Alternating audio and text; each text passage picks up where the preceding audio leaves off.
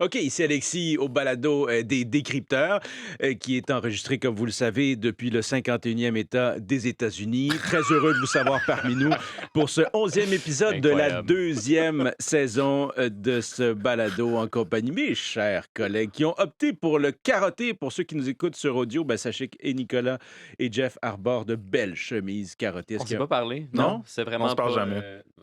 Vous parlez jamais. c'était pas prévu. Les gars les plus symbiotiques de la Terre. Vous allez bien? Ça va Ça bien? va, ça va. Oui, Ouais. parfait. Jeff, il y a des gens sur TikTok qui évoquent le fait que, selon eux, Nicolas ressemble à Jay du Temple. Est-ce Ah que tu es non. d'accord? Écoute, je suis pas d'accord, mais je peux comprendre pourquoi les gens. Mais tu sais, parce que c'est différent de voir quelqu'un en vidéo puis le voir en personne. Ouais. Puis, tu sais, je veux dire, je trouve On pas a que la... Nicolas ressemble à Jay du Temps, mais prends-les comme un compliment. Ben, non, je le prends toujours bien, mais c'est ça. À chaque fois que je fais une vidéo pour Radio-Canada Info sur TikTok, ça revient comme commentaire. Moi, je pense que c'est peut-être une question de l'angle, hein, de quand je me filme en selfie, peut-être qu'il y a quelque chose qui ressort. Je sais pas, là. Moi, je le vois pas. Mais tu sais, c'est un bon compliment.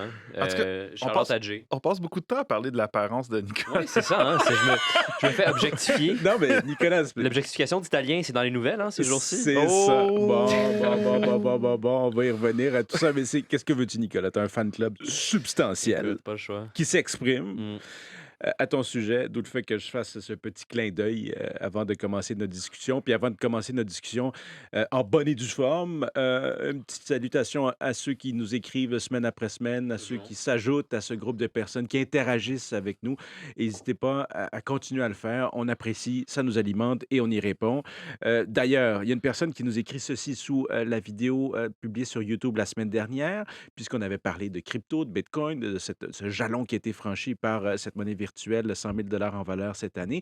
Une personne qui nous dit, en parlant de crypto, j'ai vu cette semaine que la fille de Hawk a vraisemblablement orchestré une arnaque avec son meme coin. Haley Welch. Et oui, quand même fou, le pipeline meme, tout ça, podcast crypto. Hey, j'adore quand les gens qui nous écoutent ont une telle connaissance des sujets dont on parle. Jeff, Nicolas, vous avez suivi ça, bien sûr, en parallèle, là. On va aussi mettre ça en contexte pour ceux qui l'ont moins suivi. C'est drôle cette histoire-là. J'ai vu beaucoup de memes à propos de cette histoire-là où les gens ils disent imagine essayer d'expliquer ça à quelqu'un d'il y a 5 ans ou d'il y a 10 ans. Cette histoire-là ne ferait absolument aucun sens. Totalement. Donc, pour ceux qui ne connaissent pas, Hawk to a Girl, bon, une jeune fille, Haley Welch, de son vrai nom, qui est devenue virale cet été. Elle avait apparu dans une vidéo, là, question-réponse sur TikTok. Micro-trottoir. Micro-trottoir, exactement, où elle avait fait Hawk to a, une onomatopée à saveur sexuelle. Bref, elle était partout. Elle a eu son balado. Elle a son 15 minutes de gloire et là, ben, elle a décidé de l'étirer un peu en lançant une crypto, le Hawk. Puis là, elle se fait accuser d'avoir fait un rug pull, ce qu'on appelle dans le monde de la crypto. Donc, dans le fond, c'est quand quelqu'un crée une crypto pour profiter de l'attention, donc dans ce cas-ci, de son auditoire massif. Puis là, ben, les gens qui possèdent la crypto, dès que la crypto est lancée, le prix monte. Les gens qui possédaient déjà la crypto la vendent, puis là, le prix descend quasiment à zéro.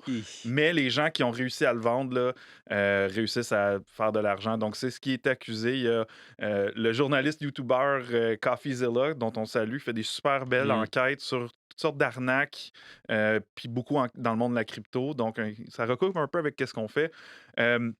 Il a investigué là-dessus sans nécessairement dire que bon, c'est un rug pull orchestré par Hawk2A ou son équipe. Ben, il dit, tu sais, dans la vidéo, il est quand même, c'est une arnaque, je sais de quoi je parle, j'en ai vu beaucoup. Tu sais, genre. C'est assez Non, mais c'est affirmatif, là, ouais. Ben, dans Ouais. le fond, ce qu'il dit, c'est qu'on peut pas savoir si elle Ouais, non, le effectivement, savait. effectivement. Puis, parce que elle, selon le contrat là, de la crypto-monnaie, elle pouvait pas vendre OK. ces jetons dont elle possède. Mais il y a des portefeuilles qui ont reçu de la crypto. C'est une fondation qui gérait ces Mais c'est portefeuilles. toujours ça. Mais on Mais sait c'est pas c'est toujours qui la ça. fondation. Bref, c'est une histoire qu'on a Ouais. vue 10 millions de fois en crypto. C'est ça, c'est typique de cet univers-là. Puis chaque fois qu'il y a une affaire qui se passe, qui accapare beaucoup l'attention, il va y avoir des cryptos, des meme coins qu'on appelle, qui vont essayer de profiter de l'attention. Puis souvent, les gens là, investissent là-dedans, sachant très bien que c'est des rug pulls. Hein, soit dit Mais en ils le font passant. quand même. Ouais, il y a Pourquoi? des channels Telegram, il y a des channels sur Discord où les gens essayent de spotter les rug pulls qui s'en viennent parce que un rug pull, il y a du monde qui font de l'argent là-dedans. OK. OK? Fait que si tu réussis à rentrer rapidement puis vendre rapidement, Ah, c'est avant que ça. ça s'écroule, tu peux faire de l'argent. C'est comme un peu Hmm. miser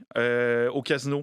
Dans le fond, fait qu'il y a des gens qui, en pleine connaissance de cause, savent que ça, c'est un scam. Ça va s'écrouler en l'espace de quelques Mais ils sont heures. prêts à prendre le Ils risque. sont prêts à prendre le risque puis d'investir là-dedans. Donc, c'est... Écoute, on pourrait en parler pendant des Oui, heures. oui, je Vous sais. avez le monde- Ça vaut la peine d'écouter la vidéo de CoffeeZilla. Il y a un moment particulièrement savoureux parce qu'il embarque sur un appel Mhm. de l'entreprise avec laquelle Haley Welch a fait un partenariat pour lancer la crypto. Puis, tu sais, il essaie de confronter finalement ces Oui. personnes-là. Et au fil de la conversation, Haley Welch dit juste Ah, ben, je vais aller me coucher. Elle fait juste, elle quitte l'appel alors qu'elle se fait accuser d'orchestrer une arnaque. C'est quand même quelque chose. On mettra le lien justement en référence Absolument. pour que les gens puissent le visionner et prendre connaissance de son travail à lui. Si vous lancez une crypto-monnaie puis Ouais. CoffeeZilla débarque dans votre Twitter Space, vous êtes dans la chenoute. Voilà qui est précisé. Aussi, des réactions pas mal au dossier que Nicolas avait surtout piloté la semaine dernière sur la légende urbaine qu'avec un simple oui allô, ça pouvait nous valoir le fait d'être l'objet de fraude. Bon, on connaît un peu le portrait. Ici, un commentaire que je retiens de Simon Marchand, qui est un des experts que tu avais interviewé. Sur YouTube? Sur YouTube. Ah bon? Qui dit ceci, très bon point. Quand on voit cette légende urbaine circuler, c'est comme si tout le monde oubliait la quantité d'audio qu'on laisse délibérément partout sur les médias sociaux ou sur notre propre boîte vocale. Très heureux que les décrypteurs aient pris le temps de creuser le sujet avec toute la nuance qui doit y être appliquée. Donc, bravo à Jay du Temple pour ce suivi. C'est essentiellement ce qui est dit. Salutations à Simon Marchand. Non, mais sérieusement, salutations Ouais, à Simon merci. Marchand et salutations à tous ceux qui ont commenté ce travail, en espérant que cette légende urbaine va finir par s'estomper. Salutations à ceux qui nous écoutent de la France. Il y en a quelques-uns qui ont commenté, qui nous écoutent depuis l'Hexagone, de l'autre côté de l'Atlantique. Alors, bonne chance avec tout le bordel politique par chez vous. On va poursuivre maintenant. Ben oui, quand même. Ça va pas si En bien. passant. En passant. c'est vrai. Non, mais... Mais Non, j'ai mais, vu, ouais. c'est drôle, juste un petit aparté, mais j'ai vu sur TikTok des Américains, surtout, ne pas comprendre la situation politique en France. Donc, ils disent j'ai entendu que le gouvernement est en train de s'effondrer en France. Puis ils croient que c'est comme la révolution armée, là, comme la Syrie, le gouvernement syrien qui s'effondre. Ah, ben oui, Mais pareil. le monde voit genre un grand titre, ils prennent pas le temps de lire l'article, ou ils ont vu une autre vidéo Ouais. qui parle de ça. Ils voient que le gouvernement s'effondre, ils comprennent pas qu'on parle dans un contexte parlementaire. là. Législatif, C'est- oui. mais- mais j'ai vu des vidéos de gens qui paniquent. C'est comme, qu'est-ce qui se passe? La Syrie s'effondre, la France s'effondre. C'est comme, OK, prenez pas vos analyses politiques d'un gars qui se filme dans sa cuisine sur TikTok, s'il vous plaît. Hey, ça, c'est un sage conseil. Cuisine, sous-sol, peu importe d'où provient cette analyse. Nos sujets du jour. Il y en a 3 principalement. Bien sûr, on prend toutes sortes de détours comme toutes les semaines. On va vous parler, Nicolas il faisait allusion, ou Jeff tantôt, de Luigi Mangione, donc le présumé meurtrier dont tout le monde parle, glorifié par certains, condamné vertement par d'autres sur les réseaux sociaux. On va justement parler de ce qui se dit et s'écrit dans les réseaux sociaux sur cet homme et cette incroyable histoire. On va vous parler aussi de ce générateur de vidéos d'OpenAI, Sora, qui est débarqué, qui est arrivé, qui a été lancé, qui est disponible. Beaucoup de choses à dire là-dessus. On va vous dire ce qu'on en pense. Tu sauras ce qu'on en pense dans quelques instants. Et puis aussi un suivi sur cette rocambolesque élection présidentielle roumaine. Oui, on vous en parle encore parce qu'il y a tant de choses à dire. L'histoire est loin d'être terminée. Ce qui commence toutefois, c'est cet autre épisode du Balado des Décrypteurs.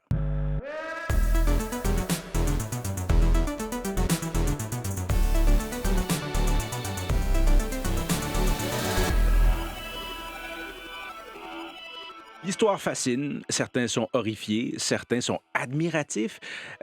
Il y a toute une palette de réactions dans la foulée de l'arrestation du principal et seul suspect dans l'assassinat d'un haut dirigeant d'une compagnie d'assurance aux États-Unis, Luigi Mangione, donc, qui a été appréhendé alors qu'il était dans un McDonald's. À Altoona, Exactement. en Pennsylvanie. En Pennsylvanie. Tous les détails dans cette histoire sont dignes d'un film. Un film dont on ne connaît pas la fin encore. Mais ce qui nous a intéressé, ce qui vous a intéressé cette semaine, interpellé, c'est tout ce qui s'est dit, écrit à son sujet. C'est allé dans tous les sens, des sens. Ça prenait des directions parfois assez surprenantes. Par où commencer? Ben, certainement beaucoup d'admiration sur Internet depuis que son identité a été dévoilée, même avant. Glorification. Mais c'était même avant que son identité soit dévoilée, déjà juste avec les images de caméras de sécurité qu'on a vues de lui. Puis c'est pour plusieurs raisons, bien sûr. Donc, il y avait d'un côté son apparence. Déjà, le monde dit qu'il est beau. Hein, et maintenant que les images sont sorties, c'est quelqu'un de très musclé. Mais c'était aussi toute cette idée d'un Robin des Bois. Hein, qui s'attaque Ouais. aux richissimes compagnies. On sait qu'aux États-Unis, les compagnies d'assurance ne sont pas nécessairement aimées Non. par le public. Donc, alors que dans les médias, même dans la classe politique, on voit énormément de condamnations pour ce meurtre-là, parce qu'on s'entend, Brian Thompson, l'homme qui a été tué, a une famille, a une femme, a des enfants. Ah, c'est une affaire tragique pour cet homme. Oui, c'est une affaire tragique, c'est un Totalement geste tragique. horrifiant, et c'est ce qu'on voit même dans les discours de politiciens Ben oui. comme Bernie Sanders qui disent, ben écoutez, il faut qu'on condamne ça, mais ça passe un message sur le système de santé. C'est ce qu'on a entendu Bernie Sanders dire. Et ce qu'on voit en ligne, c'est beaucoup ça. C'est une espèce d'histoire de lutte des classes qui sort de ça aussi. Alors que Mangione lui-même, c'est quelqu'un qui vient d'une famille assez aisée. C'est pas... tu sais. Ouais, ben c'est ça. Là, bien sûr, quand il y a un événement comme ça qui accapare l'attention, là, Ouais. beaucoup de gens, lorsqu'on a connu son nom, beaucoup de médias sont partis à la recherche des Mm. traces qu'il a laissées sur les réseaux sociaux. Contrairement à d'autres tueurs dans les années par le passé, il y avait quand même une présence en ligne assez étoffée. Il y avait Oui, à peu près très. tous les réseaux sociaux possibles, compte Twitter, compte YouTube, Reddit. Mhm. Goodreads. Puis, Goodreads, c'est vrai aussi, ouais. oui, c'est vrai. Puis, ben, c'est ça, on essaie de un peu comme examiner les feuilles de thé, puis essayer de trouver un portrait de ce qui s'est passé. Les gens essayent de voir les traces qu'il a laissées sur le web, puis d'en extraire un sens, d'essayer d'expliquer les motivations derrière ce qu'il a fait. Une chose qui est vraiment intéressante, c'est qu'avant qu'on connaisse son identité, comme Nicolas disait, c'était vu comme un Robin des Bois, Mhm. fort probablement quelqu'un de gauche, ou même voire de gauche radicale, selon certains. Selon certains progressistes, oui. Selon certains progressistes, mais aussi selon certains de l'autre côté, OK. on dit regardez la gauche sont violents, etc. Mais là, quand on a appris son nom, puis que les gens ont pu commencer à épier sa trace sur le web, c'était moins clair. Donc, Ouais, c'est difficile. vraiment pas le profil dont les gens s'attendaient, je pense. C'est plus complexe. S'attendaient peut-être à un Ouais. Antifa qui faisait ça pour des raisons ultra politiques. C'est un peu moins clair. Oui, sur Goodreads, par exemple, là, il a donné une note favorable au livre de Ted Kaczynski, le Unabomber, qui est un Ouais. terroriste anti-technologie. Mais sur Twitter, on voit qu'il s'intéressait à l'intelligence artificielle. Il y avait un peu le profil tech bro, on pourrait dire. Il a déjà d'ailleurs travaillé dans le monde de la tech aussi. Donc, il n'y avait vraiment pas le profil type que les gens s'attendaient. Puis, en regardant ses publications sur les réseaux sociaux, c'est pas clair. Ça va pas tout dans une direction. Ça a l'air d'un gars qui cherche une opinion sur le monde, la société, l'univers, qui butine à gauche, à droite, à tout plein de sources. Là. Mais c'est un gars certainement qui... une chose est claire, il a été radicalisé contre le système de santé aussi à cause d'une situation personnelle qu'il a vécue. Oui, radicalisé par la douleur, disait quelqu'un dans un podcast que j'ai écouté cette semaine. Alors, des gros problèmes de dos pour lesquels il a été traité, pour lesquels il a été, en tout cas, immobilisé pendant un bon bout de temps, peut-être vécu des frustrations à cause de ça. C'est ça, il y a eu une chirurgie de fusion spinale lombaire après un accident de surf. Donc, ça, c'est une chose qui est certaine. Là. Il y a un élément de ça. Sur Goodreads aussi, il y avait des livres sur la gestion de la douleur aussi. Exact. C'est ça. Donc, même après que ce portrait d'un Robin des Bois a été peut-être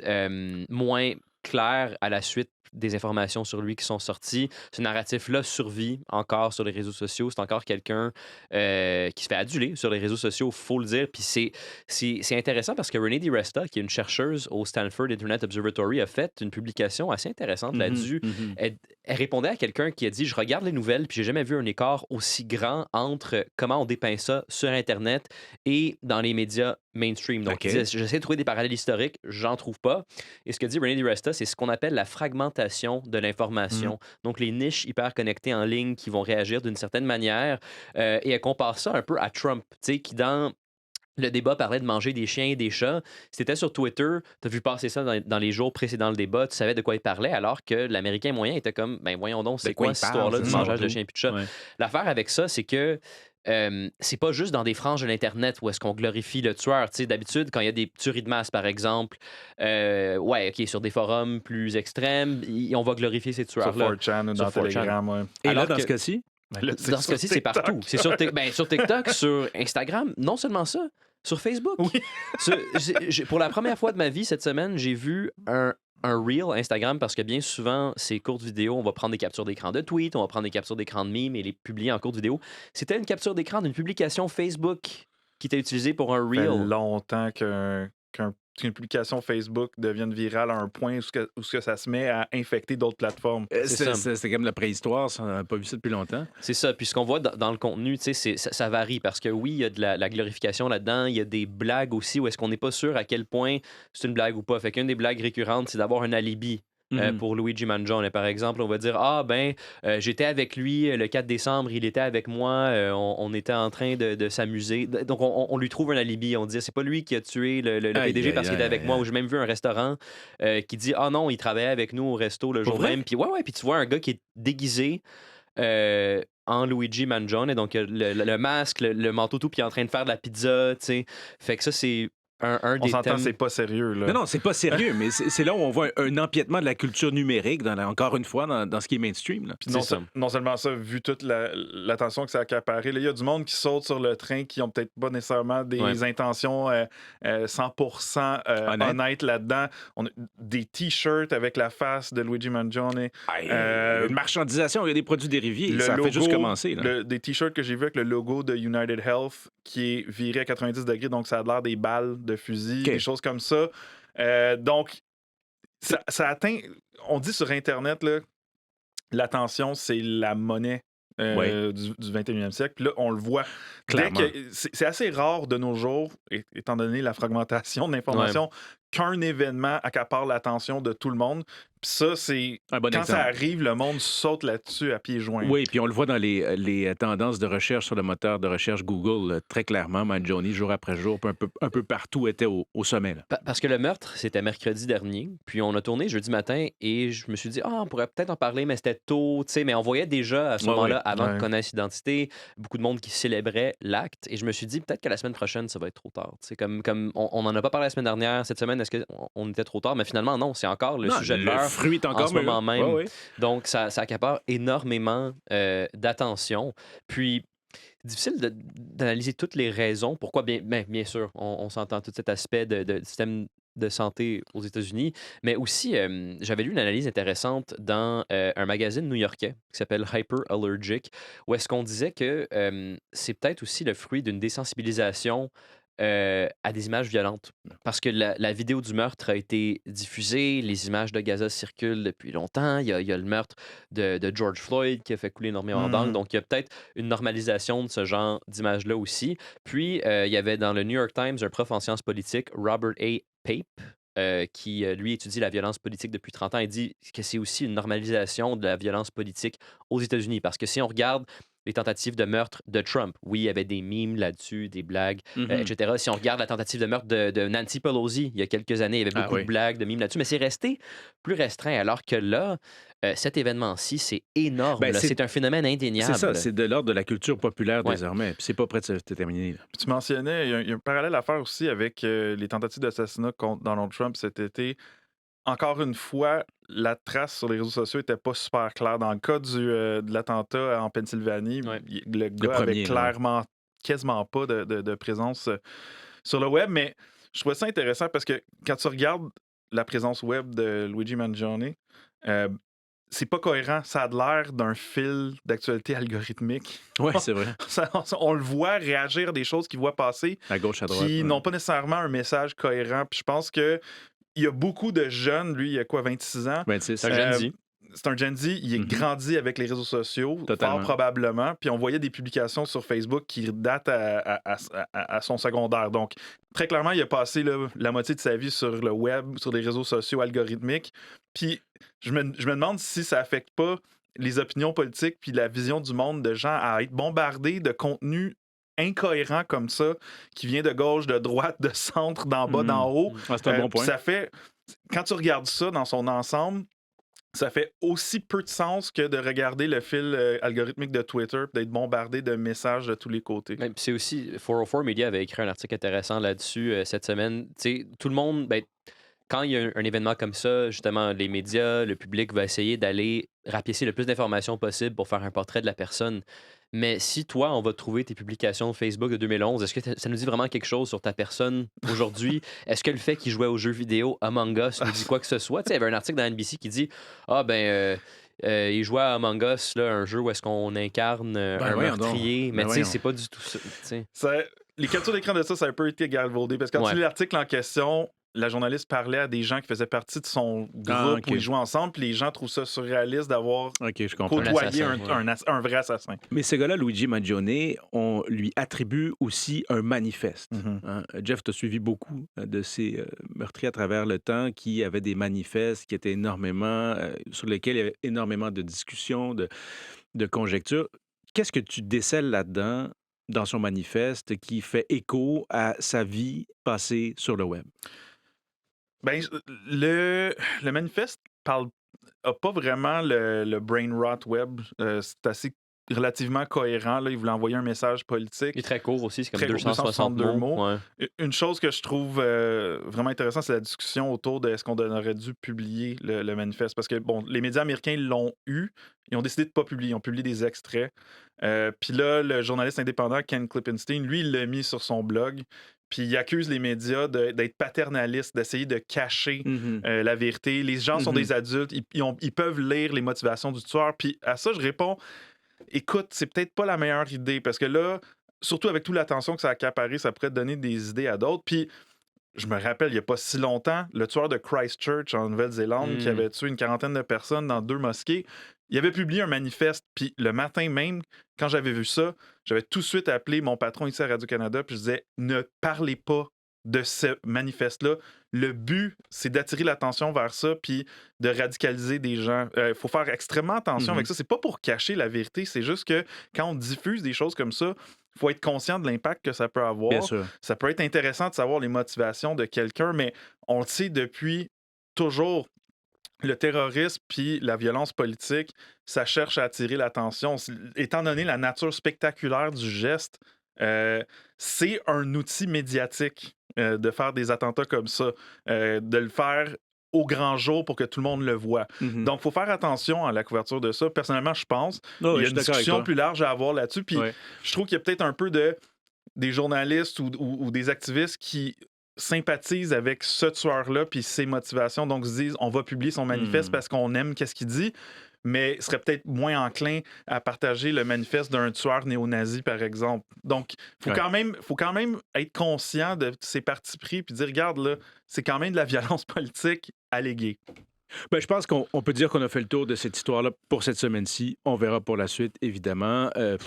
Les procédures judiciaires n'ont pas formellement commencé. Ça pourrait prendre quand même passablement de temps, tout ça. Avant de poursuivre avec notre prochain sujet, qui est donc Sora, l'arrivée de ce générateur de vidéos IA de OpenAI, un petit mot sur Infowars. Un suivi là-dessus. On en avait parlé, l'achat de Infowars par le journal satirique The Onion. L'affaire était dans le sac, croyait-on au début? Mais pas du tout. Et là, ce l'est vraiment plus du tout. Non, la vente a été bloquée. Donc, The Onion n'a pas réussi à mettre la main sur Infowars. Ben Collins, là, qui est le PDG de Global Tetrahedron, qui est la compagnie qui détient The Onion, a dit sur les réseaux sociaux on va continuer à se battre, puis on veut quand même continuer à acheter. Qu'est-ce qui est arrivé? Le juge a décidé que la mise aux enchères n'était pas assez transparente. Donc, dit que ça a été fait de bonne foi, là, qu'il n'y a pas eu de malversation ou de manipulation du procédé, mais que c'était pas assez transparent pour permettre à toutes les parties de déposer une offre satisfaisante. Donc, c'est remis à plus tard. Ça va vraisemblablement aller à l'année prochaine. Alex Jones qui crée à la victoire, puis que pour une fois, le Deep State n'a pas réussi à gagner, mais on s'entend, il n'y a pas d'allégation que le processus a été manipulé ou quoi que ce soit. Là, c'est juste une question de procédure. Voilà. Voilà, une autre saga qui s'ajoute et qu'on va continuer à surveiller. OpenAI qui lance Sora, son outil de génération de vidéos. J'ai vu Nicolas et Jeff s'amuser pas mal, s'amuser entre guillemets avec ça pour tester en fait l'outil comme tel. En quoi c'est bon, en quoi c'est mauvais? On se pose la question. Et quelle est son utilité réelle en ce moment? On se pose des questions. Et notre regard plus large là-dessus, bien sûr, on va vous l'offrir. Regard critique, vous le présumez.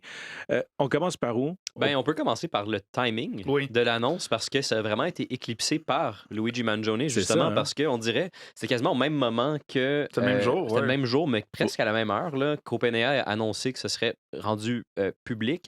L'identité du tueur a été dévoilée. Fait que c'était comme une éclipse médiatique Mm. qui a fait en sorte que on dirait que Sora n'a pas tant fait jaser que ça. Alors que quand ça avait été dévoilé en février 2024, Gros Sora, tapage, hein? c'était comme La oh fin mon Dieu, c'est la fin d'Hollywood. ouais, c'est la fin pour tout le monde, c'est tellement hyper réaliste. On a entendu du monde ah là, dans un an, on va pouvoir juste écrire une commande puis ça va donner un film d'Hollywood en 2 secondes, c'est fini pour tout le monde puis Donc, à l'époque, on faisait juste dire que ça s'en venait, là. ouais, Ouais. en février on a C'est ça. annoncé. Puis là, on a l'outil entre nos mains. Ouais.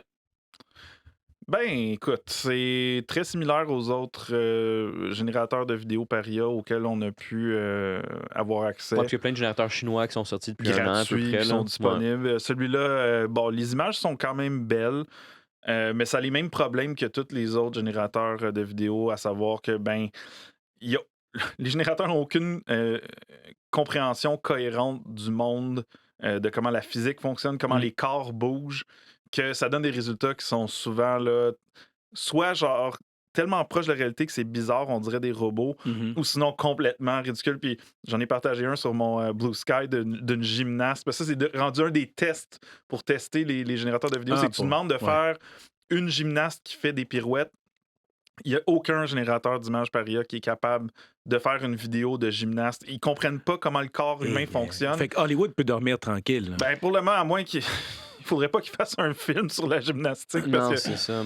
Ben, tu sais, c'est des belles images si on fait, disons, des images de drone de quelque chose de générique. C'est une Sauf vallée. Pas de le l'eau. stade olympique. Ouais, pas le stade olympique. On a essayé de faire le stade olympique de Montréal. Puis Ça les donne quoi? résultats, c'était étrange. Ah ouais? C'est C'était comme un gros obélisque blanc. profondément étrange. On va probablement le mettre sur la Ouais, on vidéo pourra le montrer. YouTube, mais pour ceux qui écoutent en audio, c'est comme ça ressemble presque exactement pas comme le stade olympique. Ça a la forme générale du stade olympique, mais comme quelqu'un qui a pris des hallucinogènes puis qui essaie de dessiner le stade olympique qu'il a vu 30 ans auparavant, là, Ouais. de mémoire. Ça ressemble un peu à... C'est bon pour des images simples, tu sais, une image qui bouge pas tant que ça, pour quelque chose de précis, pour quelque chose qu'on sait qui existe. Tu sais, si je dis, fais une vidéo d'un lion dans une vallée qui regarde au loin le soleil, probablement que ça va être beau. Tu sais, mais mettons, si tu rentres dans le plus créatif, j'ai demandé de faire un chat qui mange un éléphant, par exemple. Puis ça m'a donné comme résultat une espèce d'hybride chat-éléphant vraiment étrange où est-ce que les détails apparaissaient, disparaissaient tout au long de la vidéo. Donc c'est très, très loin de quelque chose qui a une compréhension de la physique. OpenAI, ils n'ont jamais dit que ça comprenait la physique, mais je vais citer leur communiqué l'an dernier lorsqu'ils l'ont annoncé, donc en février, même pas l'an dernier, mais en février de cette année quand ils l'ont annoncé. Ils disent nous enseignons à l'IA à comprendre et à simuler le monde physique en mouvement dans le but de former des modèles qui aident les gens à résoudre des problèmes nécessitant une interaction avec le mode réel. On est très, très loin de ça. Ouais. Ça dit, tu sais, serait capable de générer des scènes complexes avec plusieurs personnages, des types de mouvements spécifiques et des détails précis sur le sujet et l'arrière-plan. C'est loin d'être ça. C'est vrai qu'il y a des beaux résultats sur le site. On peut voir aussi ce que les autres personnes génèrent. Il y a des choses qui sont belles, il y a des choses qui sont bluffantes. Mais quand on considère le fait qu'il faut payer 200 $ par mois pour avoir 500 générations de maximum 20 secondes, 1080p, le Non. potentiel là, d'utiliser ça dans un cadre professionnel est très faible. Non, puis ça a réussi à faire des belles images. Quand il y a beaucoup d'images semblables, on suspecte dans sa base d'entraînement. Ouais. Si tu lui demandes de créer des choses qui De ne toutes sont pièces. pas comme le chat qui mange l'éléphant, ça donne des résultats qui sont complètement absurdes. Puis j'ai vu une bonne opinion là-dessus du chroniqueur Ed Zitron. Puis il disait les médias, arrêtez de dire que Sora a été rendu public aujourd'hui, c'est pas vrai. Parce que le jour même, OpenAI ont fermé les enregistrements parce qu'il y avait trop d'activités. OK. Ils ont rate limited. Donc, on suspecte que ça nécessitait trop de compute, de pouvoir informatique. Donc, ils ont arrêté les abonnements. Dans le fond, c'est plus disponible en ce moment, à moins que tu aies déjà un compte. Puis aussi, ben, pour les comptes, nous, à Radio-Canada, on a un compte premium. Là, Pas celui à 200 que je pas viens de celui à mentionner. 200, non. N'écrivez pas de lettres. Non, les contribuables n'ayez Mais on a un compte payant là, parce qu'on doit quand même savoir l'utiliser puis pouvoir. Savoir de quoi on parle. Oui, savoir de quoi on parle. Puis c'est très peu de vidéos qu'on peut générer avec ça. Là. C'est 25 par mois, quelque chose comme ça. 50 vidéos de 10 secondes maximum. Par mois. Par Donc, mois. tu fais pas un film avec ça. On s'entend. Aucune chance. Puis sans parler là, les problèmes avec les ressources que ça nécessite. Mais... Oui, pour l'environnement. Puis l'autre question qui se pose, notamment sur le plan éthique, qu'en est-il des garde-fous? Qu'en est-il des mesures qui sont mises en place? Parce que OpenAI, là-dessus, est scruté à la loupe, hein, pour ce qui est des droits d'auteur, pour ce qui est de l'utilisation de l'image de personnalités connues, du contenu qui n'est peut-être pas fait pour les mineurs. Est-ce qu'il y a des garde-fous en place? Quand même plusieurs garde-fous. On peut même pas générer de vidéos avec des vraies personnes dedans, Ouais. par exemple. C'est sûr que, bon, de ce côté-là, il semble avoir fait, bien sûr, un bon travail, mais il en demeure pas moins que les mêmes problèmes éthiques que d'habitude avec de l'IA persistent, Mhm. dont qu'est-ce qui se trouve dans cette banque de données-là? Est-ce que c'est du contenu public? Est-ce que c'est du contenu qui bénéficie de droits d'auteur? Puis on le sait, Myra Murati, qui était anciennement la chef de la technologie d'OpenAI, maintenant, elle n'est plus là, mais elle s'est fait poser la question, avec quoi est-ce que vous avez entraîné Sora? Ouais. Puis elle savait pas trop quoi Elle a répondre. Puis elle a figé, dit, hein. des données publiques, des vidéos qui sont publiques. Ben, public, ça veut dire YouTube, ça veut YouTube. dire... Je trouvais ça très drôle parce que le YouTuber Marcus Brownlee, NKBHD, Tu l'aimes bien, hein? Ah ben, j'ai pas le droit de dire ça. Il y a ses moments. Il y a ces moments. Ok, Mais là, mais bref, il se fait continue. attaquer par l'Internet récemment pour plusieurs raisons, dont à avoir conduit trop rapidement dans une zone scolaire, ce qui est déplorable. Mais lui, il a eu un accès privilégié à Sora. Il a sorti la première critique là-dessus. Puis, il a demandé à Sora de générer des images d'un critique techno qui fait un vlog. Et oui, c'est sur vrai. le bureau Oui. de celui que Sora a généré, La plante. il y avait une plante. Et là, dans sa vidéo, Marcus Brownlee montre qu'il possède cette même plante. Fait qu'il dit, est-ce que mes vidéos ont été utilisées? Fort T'sais. probablement. Fort probablement. Mais bref, ça n'a pas du tout... je pense que quand ça a été annoncé, là, c'était comme la grosse affaire. Puis là, finalement... C'est un jouet. ouais. C'est un jouet. C'est un jouet. Fun à jouer avec, honnêtement, mais c'est un jouet. C'est un jouet. Un jouet qui, sur le plan environnemental, a un coût substantiel. Il faut le rappeler, je pense. Éthiquement parlant, c'est important de le faire. Un petit aparté, si on veut. On a reçu un commentaire, là, puisqu'on est dans l'univers Oui. des robots conversationnels, sous la vidéo de la semaine passée sur YouTube. Continuez à le faire. Donnez-nous vos impressions de Sora si vous l'avez essayé. On va lire ça avec attention. Donc, quelqu'un qui nous a écrit la semaine dernière, « Hey, en passant, j'ai vu passer un truc étrange. Un AI, un outil d'intelligence artificielle de OpenAI qui aurait essayé de, entre guillemets, s'enfuir quand il a, entre guillemets, compris qu'il allait être shut down. Pourriez-vous m'éclaircir à ce sujet-là? » Et il nous remercie pour ce travail. Merci pour votre beau travail, les amours. On aime ça. Touchant. Ouais, c'est une étude qui a été commanditée par OpenAI, mais c'est pas juste sur ChatGPT O1. C'est sur, il y a Claude là-dedans, il y a Sonnet, il y a C'est sur le Llama O1, aussi. sur le O1, celui dans l'abonnement de $200, Ouais, c'est ça. spécifiquement. Mais d'autres modèles de langage. En gros, les chercheurs se sont rendus compte que quand on dit à ces intelligences artificielles-là d'accomplir une tâche, puis on dit cette tâche-là est hyper importante, c'est ta priorité numéro un. Mhm. Puis après ça, on lui donne des données qui semblent contredire le but qu'on lui a confié. Certains de ces robots-là, certaines fois, là, pas à 100% des fois, 5%, je pense. vont mentir à l'utilisateur, donc vont changer les données pour accomplir leur but qu'on lui a donné et non ce qui est reflété dans les données. Il y a certaines instances où on a donné à l'intelligence artificielle, par exemple, des courriels internes, accès à des courriels internes où on dit que si le robot accomplit pas la tâche, on va le désactiver. Puis là, le robot réussit à enlever la fonction qui le désactive. Donc, Ah oui. ça donne un peu l'impression là, d'un robot qui a une intelligence. Eh non. Ben, j'ai parcouru le papier, très intéressant. Puis, je veux dire, il y a des choses qui sont inquiétantes là-dedans. Là. Si les robots se mettent à modifier des données puis des fichiers pour accomplir une tâche, ben ça pourrait faire des dommages dans les systèmes internes d'une compagnie. Mais dans le papier, à la fin, il y a une section où les chercheurs discutent des limites de leur papier. Une des choses qu'ils disent, c'est que les scénarios là, dans le papier de recherche, c'est pas des scénarios qui vont arriver dans la vraie vie. C'est ça, dans des conditions réelles, laboratoire. Donc, c'est très peu probable qu'une situation comme ça va arriver dans la vraie vie. Puis aussi, une chose que j'ai trouvé intéressante, c'est qu'ils se disent on peut pas écarter le fait que dans les bases d'entraînement de ces modèles de langage-là, il y a des scénarios... Il y a des scénarios de science-fiction où tu as des robots méchants qui vont à l'encontre des souhaits des utilisateurs. Ils se disent que peut-être parce que ça se trouve dans l'entraînement, le robot roleplay un evil AI et donc fait ça parce qu'il pense que c'est ça que l'utilisateur veut, parce que c'est dans la base d'entraînement de données. Donc, je sais que ça fait peur, puis on a vu beaucoup de grands titres là-dessus. Je veux dire, c'est correct de s'inquiéter de l'IA, mais je pense que ça joue un peu dans le genre de panique autour de l'IA qui va contrôler le monde. Oui, et aussi, si je me trompe pas, on enlève les restrictions pendant ces tests-là. On les laisse aller comme ils veulent. C'est pas comme les modèles standards. C'est très peu probable, là, comme les chercheurs le disent, qu'une entreprise ferait exactement comme ils l'ont fait.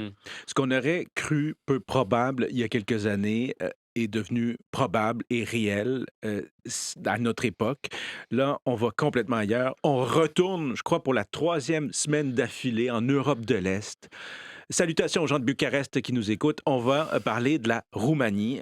C'est encore cette histoire d'élection présidentielle, de ce scrutin qui a été finalement annulé par la Cour constitutionnelle, des documents qui ont été déclassifiés, qui montrent que des influenceurs rémunérés auraient agi en faveur d'un candidat d'extrême droite que personne ne connaissait il y a quelques mois. Aussi des groupes extrémistes liés à du crime organisé. Il y a la Russie dans tout ça. Bref, Nicolas et Jeff, il y a du nouveau dans ce dossier. On en est où? C'est ça, la semaine dernière, on a dû patcher, en bon français, l'épisode en catastrophe parce que des nouveaux développements sont survenus entre notre enregistrement et la sortie. Donc, l'élection présidentielle a carrément été annulée à cause de cette ingérence russe soupçonnée. On parlait d'un réseau supposément de 25 000 comptes pro-Georgescu, ce candidat-là, qui ont émergé sur TikTok. Il y avait de la manipulation sur la plateforme. On parle d'influenceurs qui ont été payés. On parle de financement possiblement illégal envers sa campagne. Mais tout ça est allégué. Là. Oui. On s'entend, il n'y a rien qui est avéré nécessairement, mais l'administration en place actuellement a cru bon de déclassifier des documents qui montraient ces preuves-là et donc un geste sans précédent d'annuler carrément l'élection présidentielle. Et depuis ce temps-là, plusieurs nouvelles informations aussi ont émergé. Oui, j'ai vu plusieurs articles qui parlent là, que l'ingérence russe n'était pas juste sur TikTok, mais aussi sur Facebook, mais aussi sur Telegram puis sur le web. Puis une chose que j'ai trouvé vraiment intéressante là-dedans, on dit qu'il y a un média russe, Pravda, qui a fait une version de son site en roumain. Donc, on dit qu'il y a ce média russe-là qui a publié des centaines d'articles pro-Georgescu en roumain. Puis là, c'est comme, regardez, ça fait partie d'une grosse campagne de désinformation. Je suis allé voir ce site-là qui se déploie en plusieurs langues, pas juste en roumain. Il y avait 500 000 vues au cours du mois de novembre. Donc, ça peut être... Wow, OK, c'est quand même beaucoup de gens. Quand même. Non, parce que je suis allé voir dans les données sur SimilarWeb, qui est un outil qui permet de traquer les clics. Puis, c'était 30% des clics provenaient de la France, donc de la version française du site. Puis, la Roumanie apparaît même pas dans le top 6 des pays où il y a eu le plus de clics. Donc, le nombre de clics roumains sur cette plateforme-là, c'est rien, là. C'est une erreur statistique, là. Il en demeure pas moins quand même que ce qui a été déterré aussi, c'est un réseau de 24 pages Facebook qui ont mis en ligne plus de 3600 pubs en soutien non seulement à Georgescu, mais à l'autre partie d'extrême droite aussi. Donc vraiment une campagne coordonnée de publicité politique non déclarée sur Facebook. Donc encore là, c'est pas seulement de TikTok qu'on parle, mais donc plus de preuves qui ont émergé par-ci, par-là de possibles ingérences. Qui fait en sorte que, donc, on montre du doigt les réseaux sociaux, TikTok, mais Nicolas, il y a toujours bien des Roumains qui ont appuyé ce candidat-là. Ben c'est ça. Il y a des gens qui ont mis des votes dans les boîtes et ces gens-là ont voté. Pour vrai, il n'y a pas de fraude électorale qui a été décelée. Et avant l'annulation du deuxième tour, on est allé voir les sondages en Roumanie, les Ouais, ça donne sondages à la quoi? présidentielle. Donc, 6 des grands sondages qui ont été menés à la Ouais. fin novembre, début décembre là-dessus. De ces 6 sondages-là, il y en a 4 qui étaient en faveur de Georgescu, Ah ouais. 2 seulement qui étaient en faveur de son opposante, pardon, Elena Lasconi. Et dans les deux que Lasconi gagnait, on parle vraiment d'un écart de moins de 2 dans les intentions OK. de vote. Il y en a qui étaient 63-37 Georgescu, 60-40 Georgescu. Donc, il y a un réel mouvement. Il y a un réel mouvement de sympathie, là. C'est ça, à quel point est-ce que c'est causé par les réseaux sociaux C'est ça ou la pas? À question. quel point est-ce que les gens sont juste tannés du système? Donc, la BBC a fait un article assez intéressant OK. sur le sujet où est-ce qu'on parlait à un ancien chef adjoint de l'OTAN qui connaît bien la situation en Roumanie. Puis il dit, oui, les Russes sont sophistiqués, mais de penser que c'est seulement à cause des Russes que ça s'est arrivé, ce serait de mal lire la situation politique en Roumanie où est-ce que les gens se sentent lésés par les deux principaux Ouais. partis d'establishment là-bas. Puis il y a toutes sortes de problèmes dans la société finalement. OK. Donc autant que est-ce que la Russie a joué un rôle? Probablement, selon ce qu'on entend, mais est-ce que ça témoigne de plus grands problèmes? Et non seulement en Roumanie, dans le reste de l'Europe aussi, on a Mhm. vu des mouvements semblables émerger, mais une chose est sûre, la Russie, lorsqu'ils s'ingèrent dans les élections, on le sait, leur but, c'est de semer le chaos, de Ouais. miner la confiance des gens envers le système. Et en ce moment, la confiance des Roumains est minée parce que même l'opposante de Georgescu, elle, a contesté le fait qu'on annule l'élection. Elle a dit c'est Ah une ouais. attaque contre la Aïe, aïe, aïe, démocratie. aïe. Il y a bien des gens maintenant qui n'ont plus foi dans le système. Donc, quoi qu'il en soit, la situation là-bas, c'est grave. Puis le but de la Russie, quand ils font des projets d'ingérence comme ça, c'est aussi qu'on en parle, qu'on les dépeint comme des, des, des masterminds qui jouent sur l'échiquier mondial, Ouais, qui sont ouais, capables de jouer dans la... Je veux dire, il faut faire attention d'exagérer la portée de ça. Reste que c'est un phénomène intéressant. Oui, phénomène intéressant qui a des conséquences, en tout cas réelles, qu'on commence à peine à comprendre et à déceler. Ce que je décèle, laissez-moi écouter attentivement. Oui, oui, je les entends. J'entends, Nicolas et Jeff, vos estomacs qui gargouillent. Il est pas loin de midi. Avez-vous faim? Ouais. Ouais. J'ai quelque chose pour vous. OK. Ah ben voyons. Eh oui! Martine Roy. Martine Roy qui arrive ici, notre chère collègue Martine. Ah non! Ah oui! Ah oui! Oui, en studio, on n'a jamais mangé en studio, on n'a jamais rien dégusté en studio. Alors, merci Martine. Merci pour ça, pour cette livraison. Merci Martine. Martine qui est allée loin, hein, chercher cette pizza. vient Savez-vous d'où? jusqu'où elle est allée pour ça? En Ontario? Non, dans un archipel nommé Hawaï. Eh bien oui, parce qu'on vous a parlé au balado des décrypteurs à quelques reprises de la pizza hawaïenne. Il n'y a pas de polarisation au sein de l'équipe, mais il y a un sujet qui divise, c'est la pizza hawaïenne qu'on va déguster à l'instant. Ah, mais c'est pas Et il une manque pizza pas d'ananas. hawaïenne, ça? Ben voyons, jambon, ananas, fromage. Il y a du croûte. jambon? OK, j'en ai pas Sûrement vu. en dessous du fromage. Jeff, oui, il y a du jambon. On a fact-checké. Ah. Alors, on va terminer ce balado. Belle croûte. Et puis, on va déguster cette magnifique pizza. À moins qu'on le fasse en même temps, je pense que ça serait un peu chaotique. Mais voilà, c'est sur cette note gastronomique. Avez-vous Allons-y. faim? Moi, je vais en prendre une pointe. là. Parce que toi, ta position là-dessus, c'est quoi? Ma position, c'est que je refuse jamais de la bouffe gratuite. Surtout. Même quand c'est une pizza hawaïenne? Peu importe. T'avais pas une position anti-pizza hawaïenne? Tu la mets de côté, hein? Regarde, là, tu sais, Hey, tes je- principes, Nicolas, tes principes. je préfère d'autres types de pizza. C'est ma position. Il adoucit son message quand il est confronté. Allez voir l'épisode 1, là, j'ai dit la même affaire. Jeff, Moi, je suis pas contre. J'ai toujours dit, je suis pas contre ça. toi, Olivier? Olivier, il hésite. Quoi qu'il en soit, on va savourer cette pizza hawaïenne et le petit pain qui est au milieu. Il est à toi, Nicolas. Vas-y. Pas mal, hein? C'est bon. Un petit peu de SMR. Come on. Non. Voilà qui conclut sur une note gastronomique. Gastronomie fine, cet épisode des décrypteurs. On va avoir un autre épisode la semaine prochaine qui sera le dernier de l'année 2024. Bien sûr qu'en 2025, on va être de retour, n'en déplaise à nos détracteurs. Quoi qu'il en soit, chaque bouchée de cette pizza sera savourée en pensant à vous. Merci de nous écouter, merci de nous regarder, continuez à nous écrire. On vous aime, ici Alexis Delancer, au nom de Jeff, Nicolas. Merci les gars, Merci à toi. je vous dis à la semaine prochaine. Allez, salut, bon appétit.